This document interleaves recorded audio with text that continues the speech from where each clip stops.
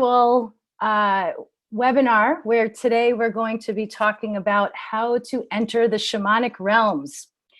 With us today to lead us through this very exciting topic is Amara Charles, Amara Keeps the Fire, and Greg Magic Bernstein. So let me just introduce these lovely teachers. It is my honor and pleasure to introduce them. Amara has been leading retreats around the world for over 30 years and is the best-selling author of Sexual Practices of Quidoshka and Sexual Agreements. As a shamanic ceremonialist, Amara is a 7th gateway apprentice to the sweet medicine Sundance path of Turtle Island. She recognizes the intricate process of healing and awakening unfolding for so many around the planet at this time, and offers retreats as well as private sessions. She is deeply influenced by the shamanic and Buddhist lineages and is a lover of the world's greatest traditions. And she also speaks internationally and writes about a variety of subjects, including the divine feminine. And I also like to introduce Greg Magic Bernstein. For almost 20 years, he has studied with teachers, elders, the Kuna, shaman, and Western masters, and has been leading sacred voyages for decades. His unique and sometimes mystical approach to create a powerful shamanic transmission of pure unconditional love and truth in which awakening, connection to the spirit world and your higher self is exponentially amplified. So without further ado, I'd love to have these wonderful teachers guide us through this incredible conversation. Hello, everyone, and welcome. It's great to be here on the call with you today. I'm going to lead us off here and just introduce us a little bit to the topic, which is entering the shamanic realms. We've picked this topic because it's a powerful one in which actually we all have access to every day, all the time. The shamanic realms are actually our naturalness. They're actually a place when we're more awake to our psychic senses, to our telepathic knowing, to our inner guidance and our connection to our higher self, to all of our senses that are beyond. And unfortunately, or fortunately, depending on how you look at it, we've been conditioned by our culture and our thinking and the past scientific history of Newtonian physics, which is we're just coming out of, to be in a more linear place where we're in our thinking mind and our logical mind.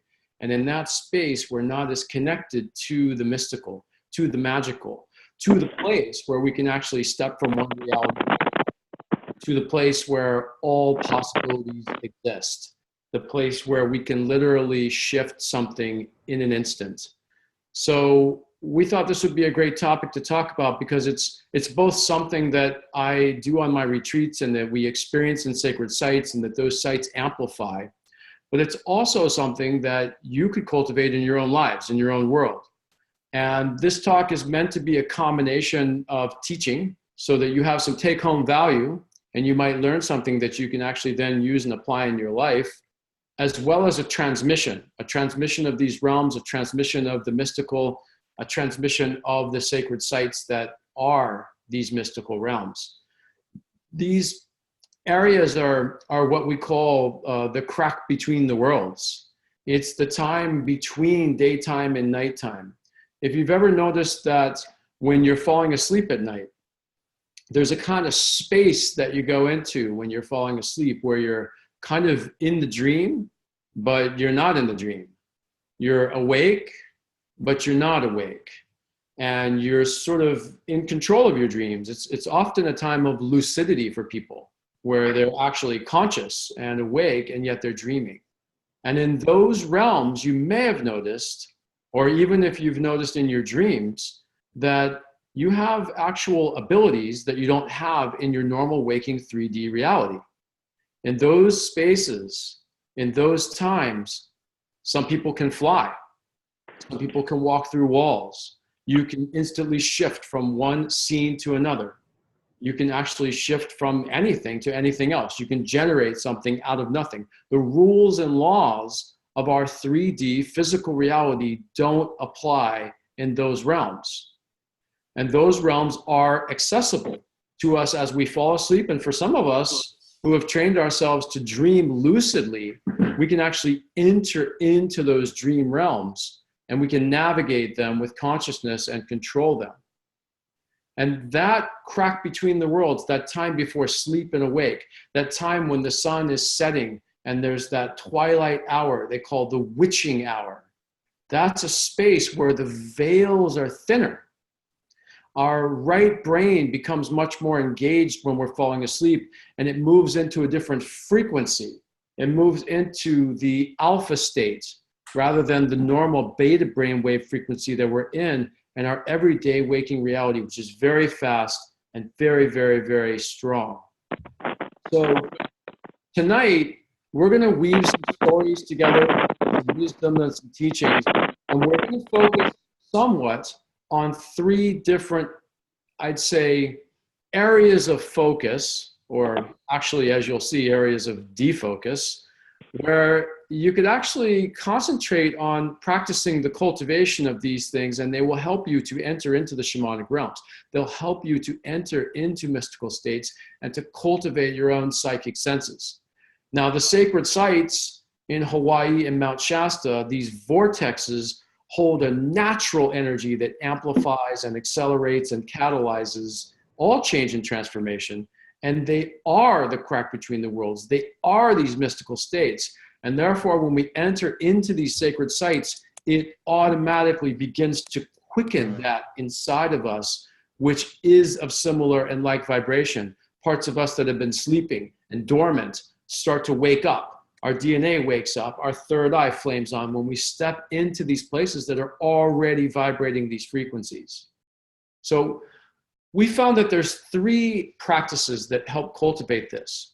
One of them is the practice of engaging in timelessness, or the practice of altering and shifting and changing one's experience of time. The other one is entering into states of nothingness, or the states of the void, or emptiness. And then a third primary practice to help enter into these states is entering into a state of what we call expanded perceptual awareness, or what the Hawaiians call hakalau. So we're going to now go ahead and dive into that subject matter. And we're going to start with timelessness. And really the first thing that I want to say about timelessness is that time doesn't exist. It doesn't actually exist. It's something that we've made up. It's a construct that we've created with our thinking mind, with our linear mind. So it's a concept to talk about timelessness, and yet the experience of timelessness is quite another thing. And so really there is no way to enter into the realm of timelessness except by going there. And so I'd like to tell a story when I experienced a profound timelessness. It was during a ceremony I did, and I was in a cave for 4 days, and there was absolutely no light at all. And that will immediately take you into timelessness because, of course, you know, our days are scheduled by, okay, it's time to eat, and it's time to wash the dishes, it's time to go to bed, and so on. And we structure our entire reality, what magic is calling the 3D world. I love that. We structure this constantly. And when we step into the shamanic realms, one of the reasons we want to go there, because it's incredibly nourishing to let all that go, as I'm sure many of you have experienced, that when we let go of the constrictions and the structure of time, and we enter into another realm, we literally enter into other dimensions. And when we go to these places, our perceptions heighten, and we can access memory. We can recapitulate our experiences and memories, and we can gain access to abilities that we do not run on an everyday basis. So when I was in this this cave, you first go in there, and the first feeling when there is absolutely no light, it's like, of course, you want to know where things are, and you're disoriented in space. And at first you wonder, what am I gonna do here for 4 days? And because there is no light, there is no time. I mean, the time melts, and you just sleep whenever you feel like sleeping. And then you wonder, I was wondering, well, what am I going to do, while I'm awake? And so I began to recapitulate. I began to remember intermittently flashes of memory, hundreds and hundreds of memories. And in this cave, in this 4-day ceremony, one of the purposes of it was to find your death song. And that is a song that you never tell anyone your death song. You sing it with spirit, between yourself and spirit, when you are crossing over and you are leaving. And so I'm in this darkness and this timeless space, which is incredibly expansive. Timelessness for me is a complete expansion, and also it's a condensation into the moment. And what happens, one of the things that happen there, everything gets amplified. And one of the fears that many of you may also have, I have a fear of mice, yeah. And so, I mean, I'm not like terribly terrified. I'm not like one of these women that just goes, oh my God, there's a mouse. But I'm sitting there, I'm laying there actually, and laying there in this darkness, timeless space. And I feel this little nibbling around my toes. I hear this little scratching. And of course, I kick it away or whatever, and then it returns. And so there was no place to go. And there was, no one to speak to. Someone brought me to the cave, and it was agreed upon they were going to come back 4 days later. And so I'm laying there, and I kind of got used to this nibbling at the feet. It was on my sleeping bag. It wasn't directly on my feet. So it was like, okay, I can deal with this. And it wouldn't do any good anyway to freak out. So I just got used to it. And I was pretty used to it. And then all of a sudden I started hearing like a scratching on my hair. And I determined that these were mice. They, like they could have been rats. I couldn't see them. I couldn't see anything. And so when all of your senses are, they're not functioning, you can't see, you can hear quite well. Hearing becomes quite amplified.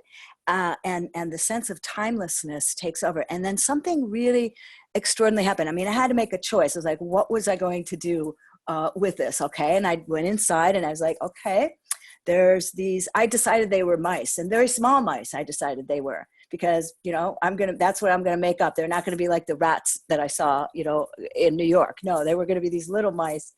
And so then, I really had a choice. And so I just calmed down, and I slowed everything down. And that's one of the things that happens in timelessness, is that the speed of things quickens or slows down according to your perceptions. When we are in timelessness, we move into the realm of fast thought, and we can assemble things very, very quickly. And so if we move into fear and we close down, then we're going to accelerate and amplify that experience. But if we develop the ability to calm down, and I began to talk to the mice, and I made an agreement with them, and I said, okay, you can go down by the feet. That's okay. I can handle that. But no more hair, and definitely not the ears. That's just not okay. And so, after the experience of, when someone came and brought in the light, the feeling of that light coming in, I don't think my experience of feeling sunlight has been the same since that time. This, was many, many years ago. And And the sense of peace that happens within timelessness is one of the reasons we want to enter and go into these shamanic realms, is because there can be extraordinary healing and messages that we receive.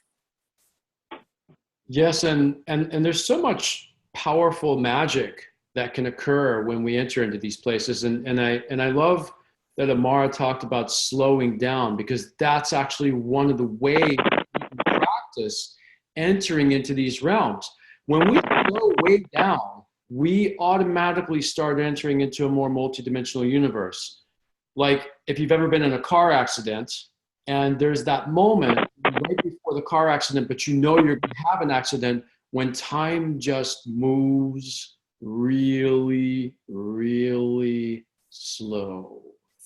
Yeah. And even though there's a big decision to make and a lot is happening, you can have all kinds of time to make decisions. You could run through many, many options, because time has virtually slowed to a standstill and choices are available. Or as I was telling Amara the other day, my friend who was just telling me the other day, he had that situation and he saw the wall coming straight at him. And he was about to hit the wall when he blacked out. And sometime later, he has no idea how long. It could have been 1 minute. It could have been a year or 10 years, because in that timeless place, nothing existed. He was empty and he blacked out. When he came to, he was 200 feet away from where the wall was, parked on the side of the road with the car idling.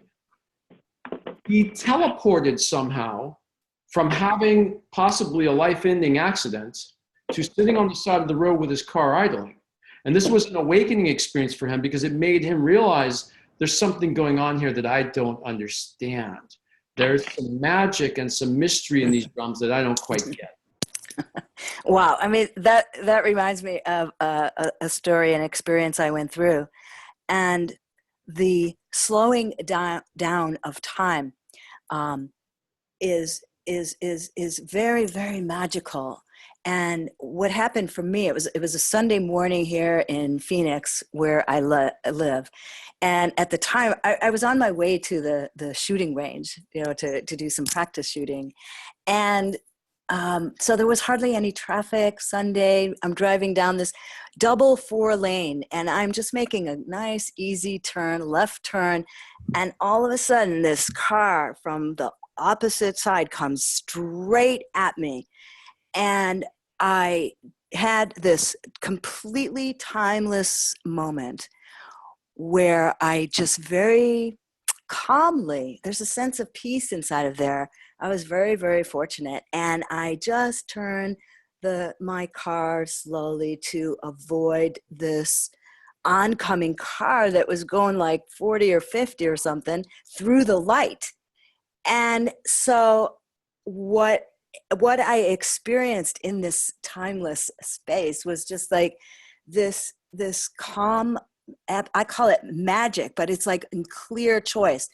And afterwards, a lot of times you don't remember. I'm sure many of you've had this experience. You don't remember like how you did what you did. There's this like, just afterwards, it's like this like adrenaline rush that is extraordinary. And so I just drove to the shooting range. I met my friends there. We were having this match where it was like a speed match. And to be honest with you, I'm not like the greatest, shooter. It's just, something that, I have done. But this day we had this match, and this acceleration. I mean, everything slowed down, but I was moving in incredible speed. We were doing this speed shooting contest where you're standing next to a person. And I just remember all day long, it lasted all day long. I would just slowly come to my holster and just take my gun and very easily point to the target. And I won the tournament, and I'm not a good shooter. I mean, I'm really not. And so, it was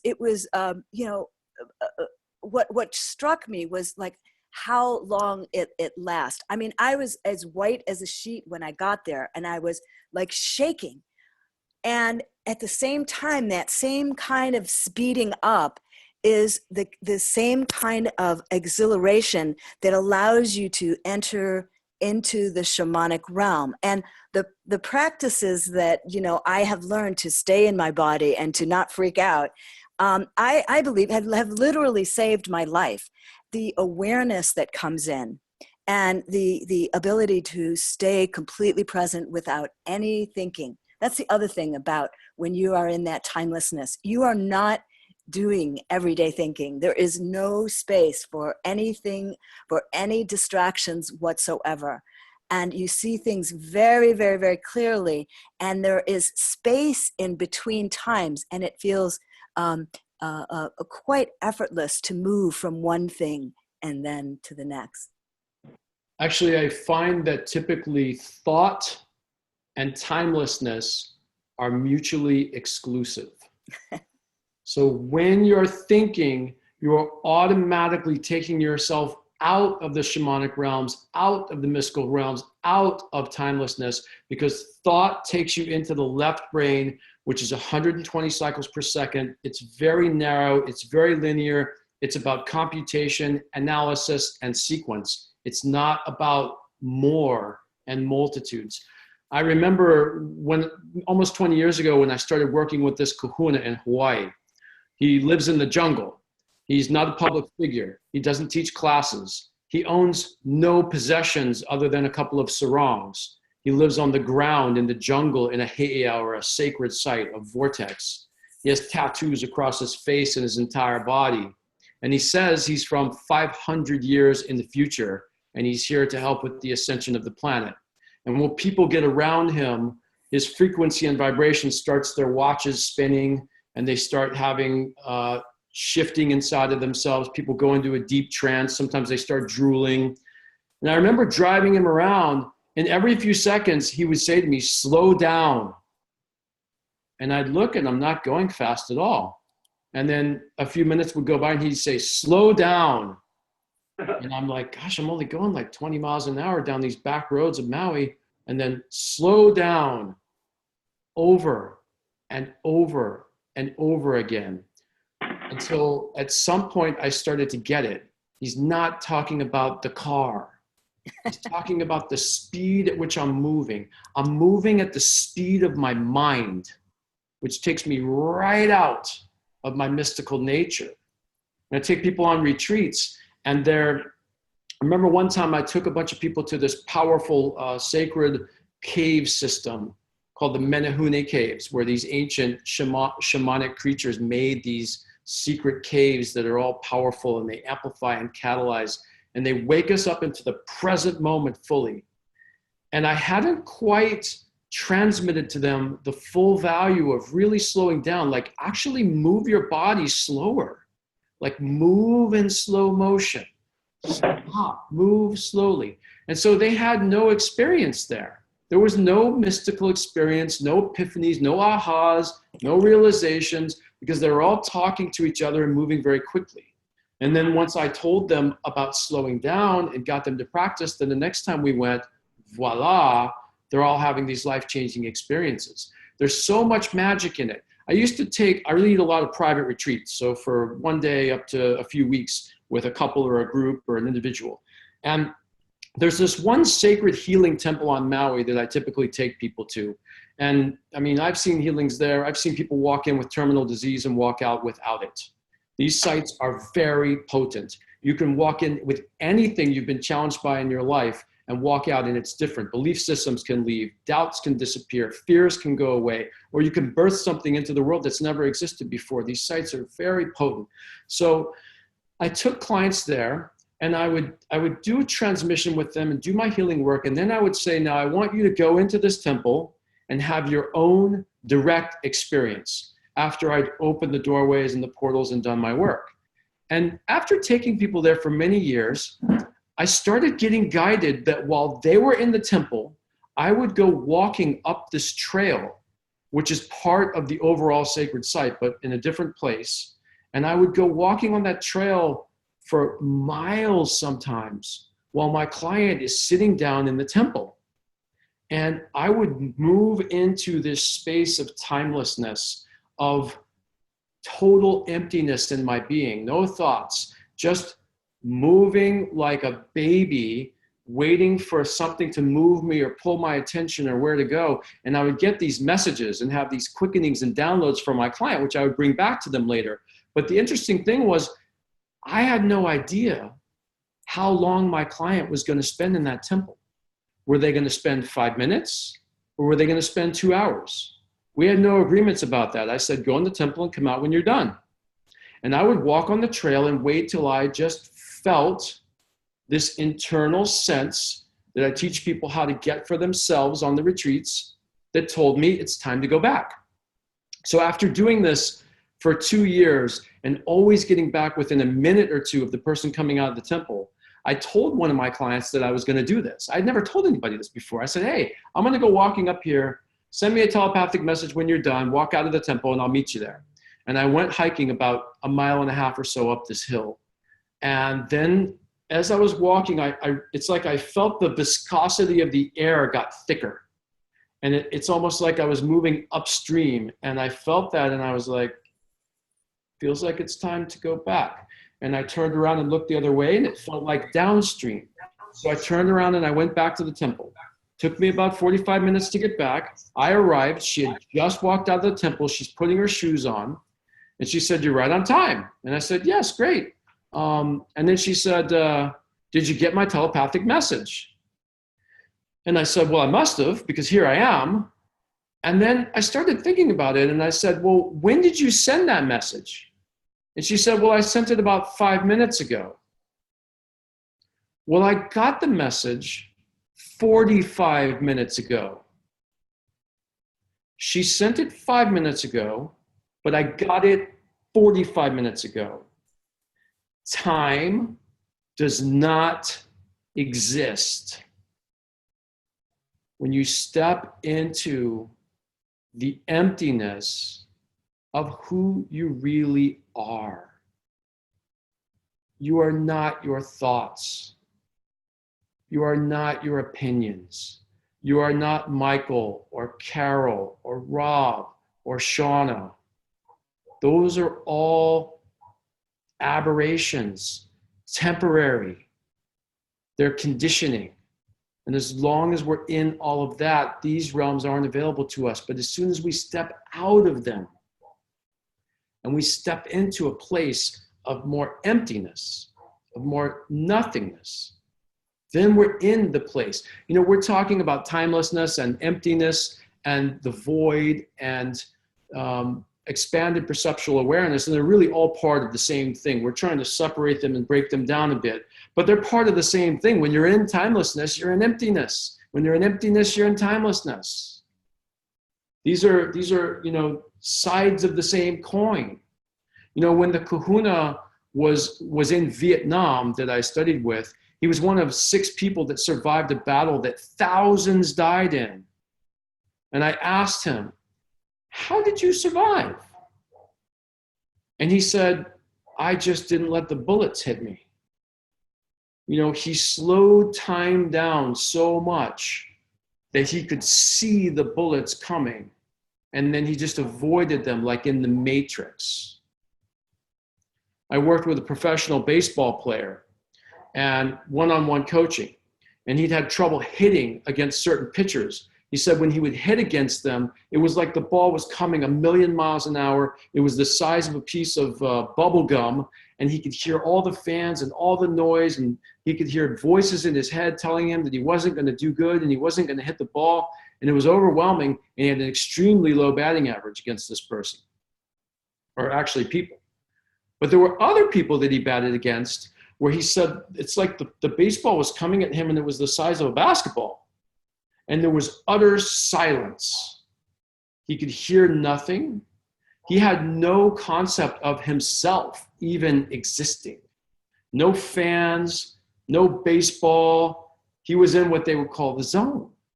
The zone is just the state of emptiness, of timelessness. When a quarterback is dropped back in the pocket and they can feel somebody coming up behind them, that is them in the emptiness, and they can feel and see and hear more than we normally do. All I did with that baseball player, I did some complicated mystical change work with him, But ultimately, all I did with him was shift his internal reality so that he was in timelessness and emptiness every time he stepped up to the plate. He went from one of the worst in the Major League Baseball the year before I worked with him to the third best in the entire league the year after I worked with him. It was an extraordinary experience for me. I was only about 28 years old to witness what can happen when we step into these realms. But we have to slow way down. It's like if you've ever been snorkeling. And I remember when I first started snorkeling, I wanted to see everything. So I was moving really fast through the water, swimming all around. It took me a while to realize that I was missing about 90% of what was there because I was moving so fast.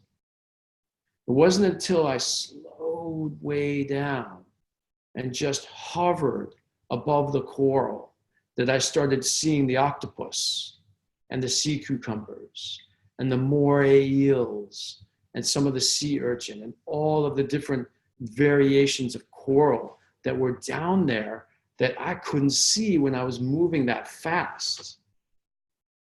It's radical what happens when we slow down.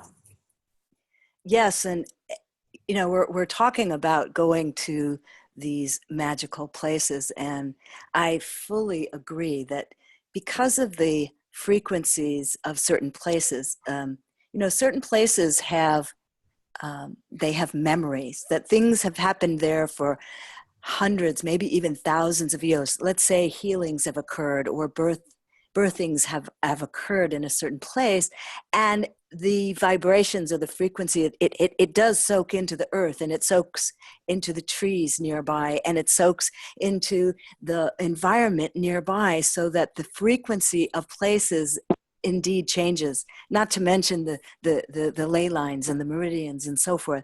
And so, yes, the frequencies in certain places definitely amplify, and that's why we like to go there. They amplify our ability to harmonize with the frequency of the place, which is it's interesting. The frequency is very fast. We're in faster thought, and yet we therefore experience it as much slower. And yet we, as we said in the beginning, you know, all of the practices that, you know, I'm sure many of you do, we do not need to go to the place. When in fact, the more we do in our daily life to slow down in the same manner, because, you know, for me, that's where it's at, is in our daily life. And so when we start to live this way, when we start to actually slow ourselves down, you know, the purpose of this is to live in a state of expanded awareness, where our assemblage of reality is different.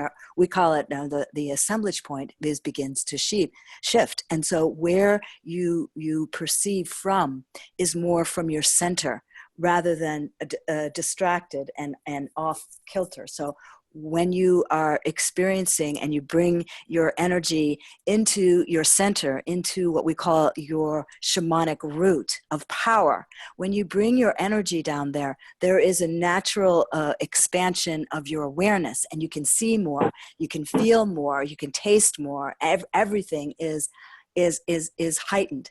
And when you do this frequently, when you go into the mystical realms, you know, what we call magical realms, what you find and discover is they start to bleed and seep and sink into your being, and it doesn't go away. And, you know, so you have these mystical experiences, and they last forever. They are encoded in your body. So it's not just an epiphany that disappears. It's a memory that you can always access. And so that, to me, you know, is the purpose of collecting and accumulating these memories into these dimensions, because you can take them home. It seems like they slip away. It seems like we forget and we get back into the normal routine. However, when you need them, these memories are actually there. And they all when you have an experience that you need these things, you have this memory in your body, and therefore you can quicken your thought. You can cease what I call stopping the world. You can stop the world. You stop all the noise, you stop all the confusion, and no matter what is going on around you, within whatever is happening, whether it's a trip back home to see your family, or it is you're in the middle of teaching, or you're talking and doing a Zoom and your phone rings, you can just slow down and you can start to keep yourself slow, keep yourself calm within any place that you are. Okay. And so one of my teachers, I have a Buddhist teacher, and she's a Tibetan Buddhist, and I'm walking down my hallway in my house, and she was staying with us for a couple of weeks, and that is really an experience. Her frequency is extraordinary, and it has this dual quality of it's extremely powerful and peaceful and joyful and overwhelming. When she is in the space, that she's definitely in the space. She is the space, okay? And so you move within her frequency just by being in her presence, okay? And so I'm walking down the hall one morning, and I'm kind of scowling, and I'm thinking, oh my God, what am I going to do today? I'm planning the day, And she, I never forget, I hear this sound in my ear. She says, "Smile." She says, she's Chinese. She says, "Smile." And that was like a wake up call to me of how much time in our daily life are we going around and yet pulling ourselves out of the mystical realm, and by thinking. Now, there's a time and a place for thinking. Okay, you do your taxes and so forth, you got to think, right? and that's got to be done. So of course, there's time and places for thinking. It's not bad, but the more you can exist and go into experiences with the ability to slow yourself down in time, no matter what else is happening, you can generate magic, and you will cause people to begin to tune into your frequency. It's a very strong frequency, and therefore you will cause other people to align with your speed. So if you want to slow a meeting down, or you want to slow lovemaking down, you slow down, and you will draw people to be attracted to your pace and your rhythm. It's a very, very deep quality to cultivate in yourself, is to be able to cause timelessness and to deliberately stop the world and shift into the root of your center. Because when you are in your center, you literally become the center of the universe, and everything begins to revolve around your center, and therefore you have a very different perception of reality. You can literally avoid danger and step into opportunities. You can see them. You can see where to go and where not to go. Yeah, and these mystical realms, which is not necessarily just a place that you can enter in and out of, it's something that you can actually become, because it's actually what you already are. Oh. And so when we go to these sacred sites in Hawaii or in Mount Shasta, what we're doing is we're going to places that quicken us into who we really are, quicken us into our true nature. They heal the conditioning that has us in this illusion of separation from the infinite, from God, from love. And in that space, when that resolves and heals, then yes, we're in the nothingness. Yes, we're in the infiniteness. And actually, we can step from one reality to the other in any way, shape, or manner. You know, in quantum physics, they say there's an infinite number of parallel universes that are coexisting at the same time, and they're all happening now, right now.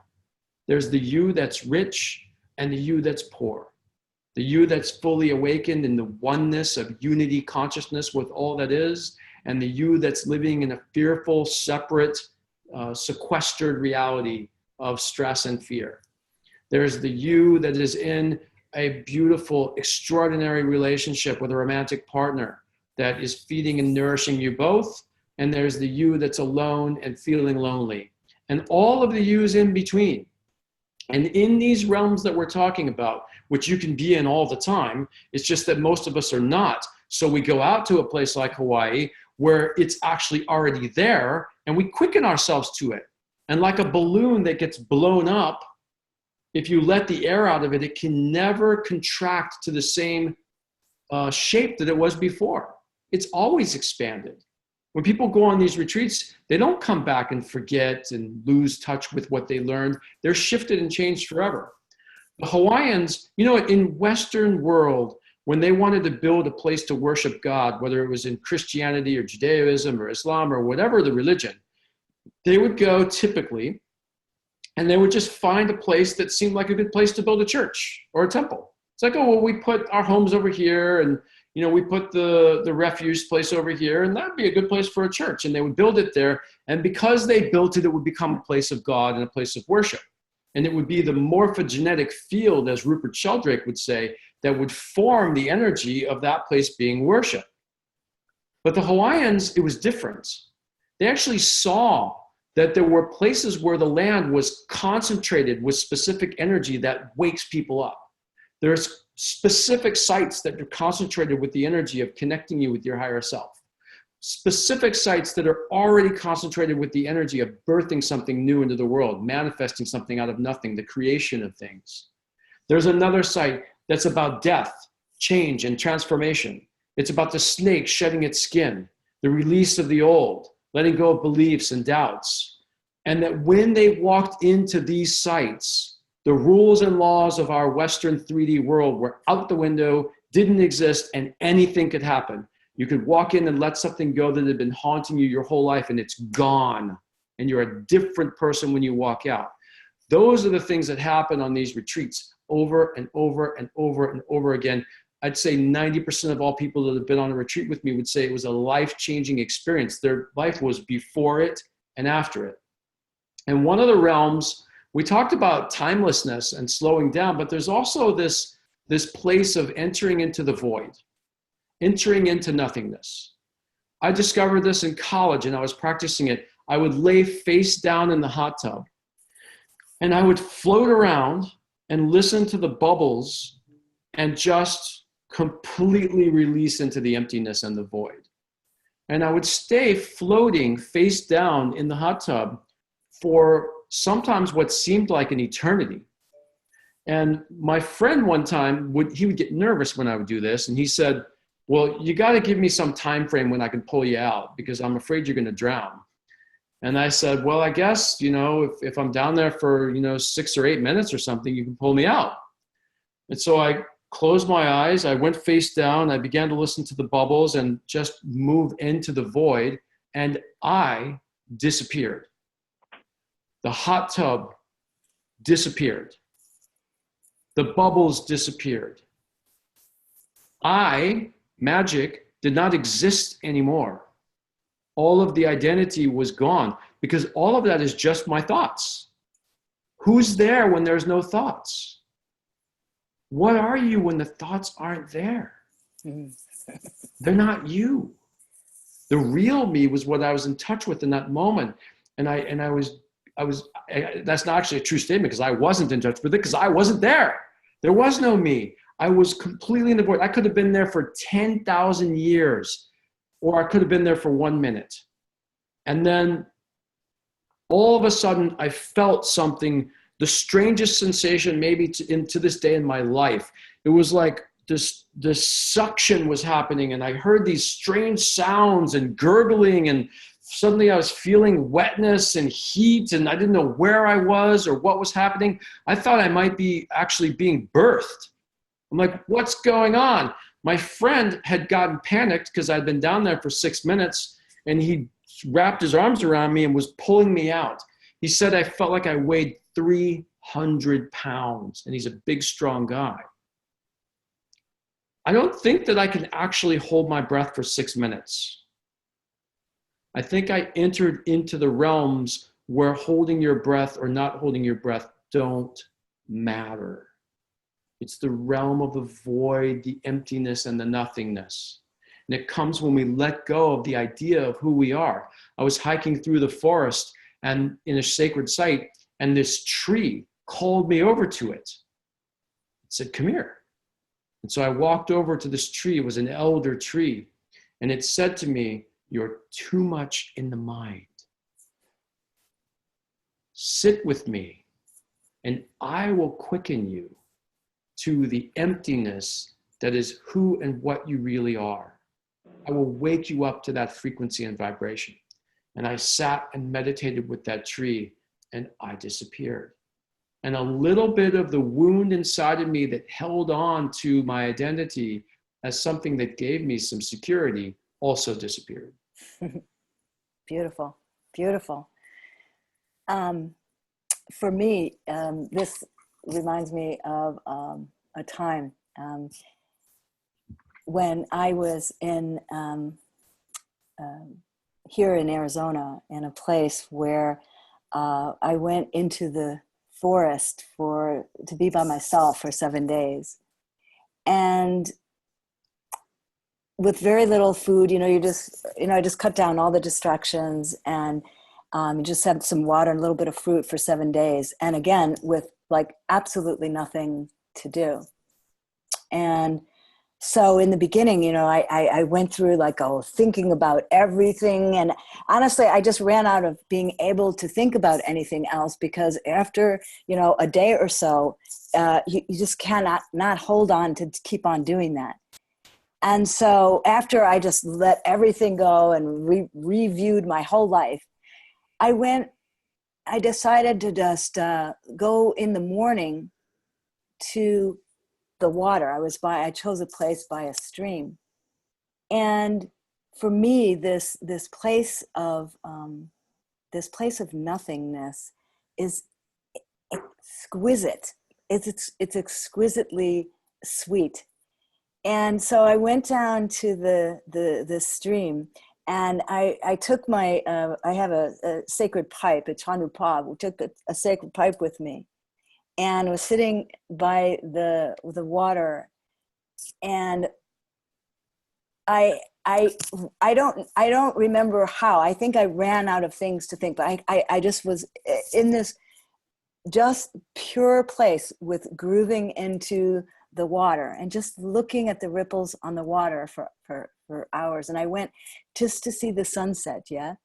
And so just as the sun was coming up, these butterflies, they started to land on and then they started landing on my pipe. And there was like 3 or 4, and then 5 or 6. And pretty soon there was like about 20 butterflies just sitting there with me. And the beauty, and I didn't even interrupt it by saying, oh, this is, to myself even, oh, this is really beautiful. I just stayed there, and I just felt the breath of their wings on my skin and the beauty of their color. And so, when the sun went up a little bit more, they would go away. And then I chose to do this. I was there for 7 days. So I chose to do this for the next 4 days. And every single day there was more. I was literally, my shoulders, my head, there was butterflies all over me. And I later learned, that, well, one of the medicine signs, I mean, I didn't learn it, I experienced it. The medicine of the butterfly is they're attracted to peace, and they're attracted to power, and they're attracted to this exquisite quiet. And so they're repelled. They don't like to hang around conflict or disturbance or, too much trouble. So they're attracted to peace. And so what I remember is like the last day when I'm starting to pack up, and I'm starting to think about, someone's going to pick me up and I'm finally going to get to eat. And, so my mind went and shifted to a different place. And I go into to the stream on the last day, and guess what? There was no butterflies, and they knew I was leaving, and they could feel the shift in my awareness, and that sweetness of those beautiful butterflies that was like 15 years ago for me. It has never left me. That sweetness and that peace and that beauty is existence. And I completely agree that we are not going any place to find mystical experiences or find ecstasy or find joy or whatever. This is who we truly are. This is who, when we slow down, when we calm down, when we agree to enter into these spaces and we quit trying, it's really more a question of completely letting go. Yes, there are things that we can prepare ourselves and things that we can do that work. And really, it's about letting go of what we're doing all the time that is so nourishing and very, very deeply healing. Yeah. Yes, and when we step into these realms, as I keep bringing us back to, there's such magic and mystery available, as Amara was just telling a story about, but there's so many different ways that can show up.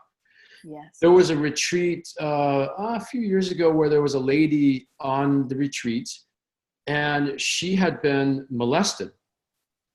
And it had been a debilitating trauma for her the rest of her life. And she was probably in her 40s.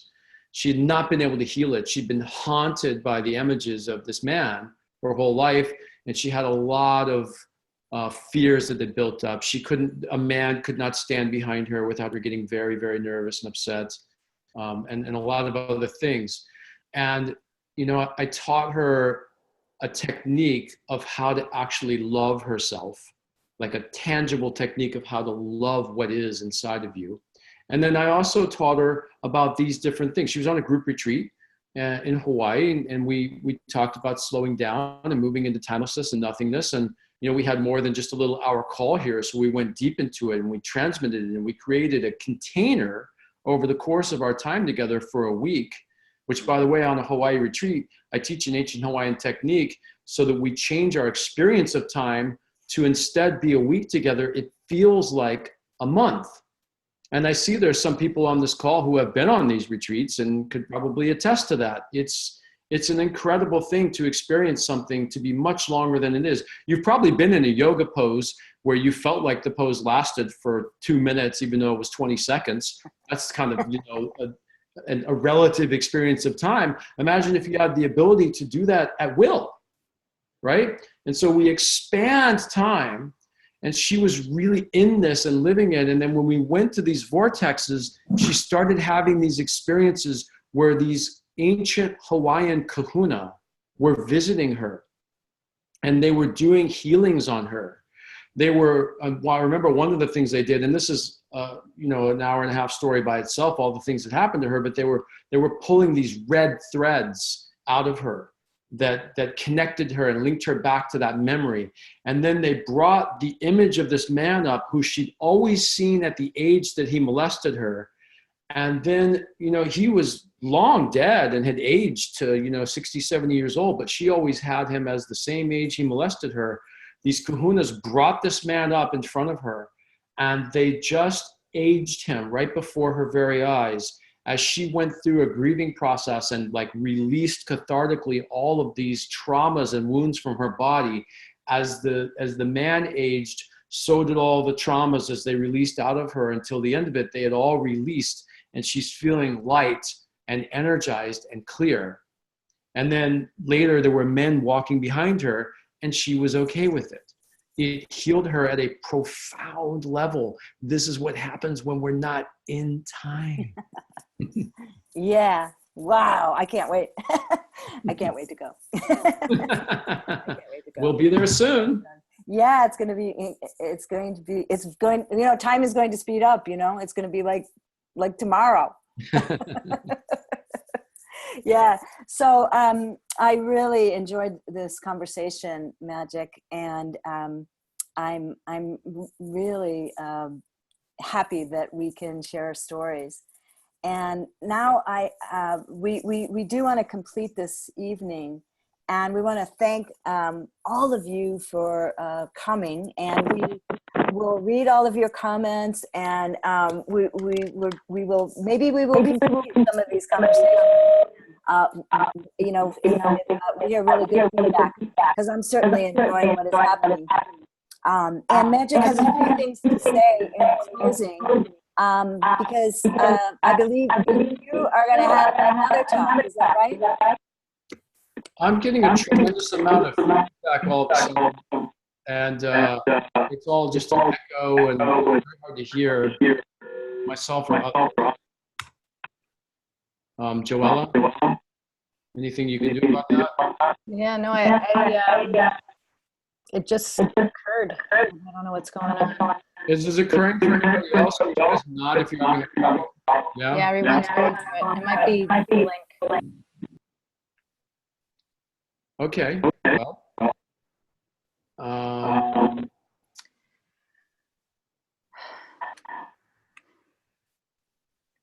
I want to try to wrap this up, and there's also somebody, if you can hear me, there's actually a couple of people who have participated, and one of them is a private chat message and said she'd love to tell you guys a little bit, a quick testimonial about what happens out on these sacred sites, but I don't know if you want to hear anything.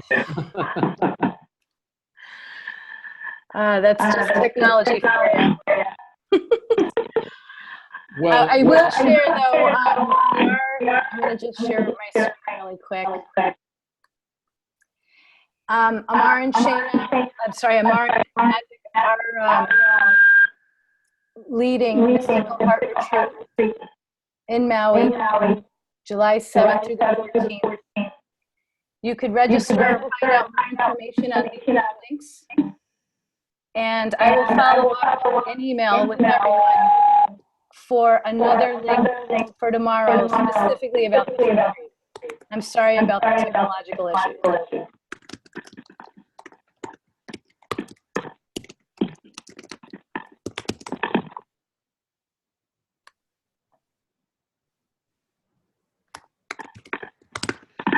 Well, that was hard to hear.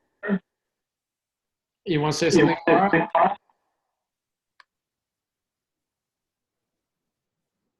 I think we messed with them.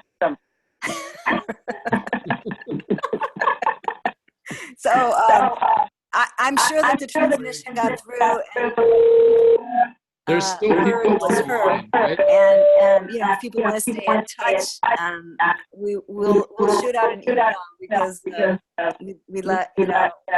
like to just tell you about tomorrow night. Magic is giving another one of these talks. His talk specifically about this retreat and some of the details.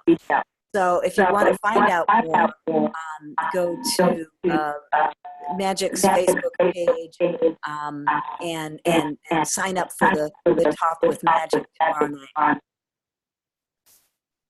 Okay, thank you everyone else. We're going to wrap this up. Feedback is crazy. If you want to try to sign back in a few minutes, maybe we'll see if we can just say what we can do right now. So we're going to hang up, and I'm going to get back on in 2 minutes if you want to try to. Otherwise, bless you both. Thank you so much. I hope to see you sometime. Aloha. Ciao. Aloha.